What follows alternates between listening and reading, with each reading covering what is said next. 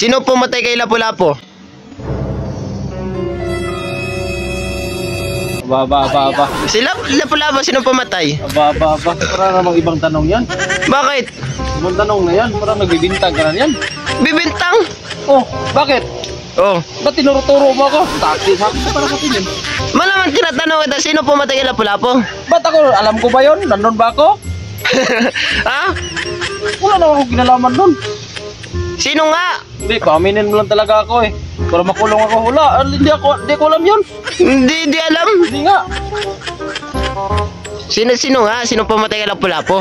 Tanong mo sa kanya kung sino pumatay. Pre, sino pumatay kay Lapu-Lapu? Naalala naman kayo. Naalala naman. Ha? Hindi ko alam. Ikaw, sino nga pumatay kay Lapu-Lapu? Aba puta.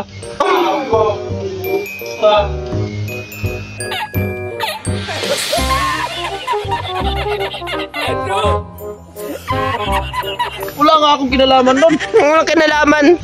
Tanong mo sa kanya kung sino pumatay. Ba? Hindi ko alam yan. Nagbibintang. Di mo ba alam yun? Wala. Pagkakaalam ko, kaya ata pumatay kay Lapu-Lapu eh. Napulit tayo dito eh. Ha?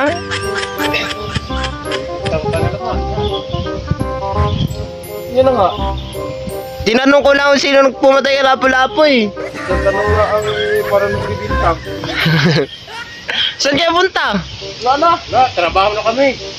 Tanong mo. Sa baba ng tanong ko? Nananahimik ko sila Lapu-Lapu.